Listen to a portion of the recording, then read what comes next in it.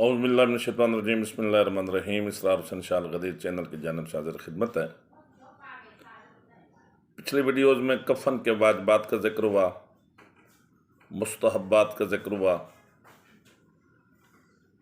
آج ہم مکروہات کفن کا ذکر کرتے ہیں، یعنی میت کو جو کفن دیا جائے اس میں کون سے کام ہیں جنہیں اگر کر دیا جائے تو کفن تو صحیح ہوگا لیکن اس کے ثواب میں کمی آ جائے گی۔ نمبر 1،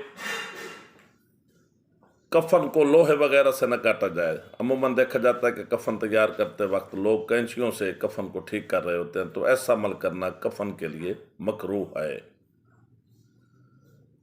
نمبر 2، کفن کو جب قمیض ہے دیکھا گیا کہ لوگ اسے بٹن وغیرہ لگا رہے ہوتے ہیں، ایسا عمل کرنا بھی مکروہ ہے۔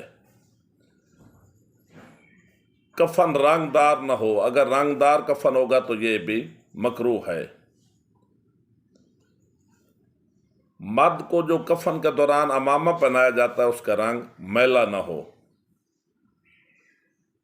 نمبر 5، متعۃ الحنک کے بغیر جو عمامہ اگر کفن کے لیے میت کو پہنا دیا جائے تو ایسا عمل کرنا بھی مکروہ ہے۔ نمبر 6، کفن جو ہے وہ سلائی والا نہ ہو، ان سلا کپڑا ہو، ان سلا کفن مردے کو دینا چاہیے۔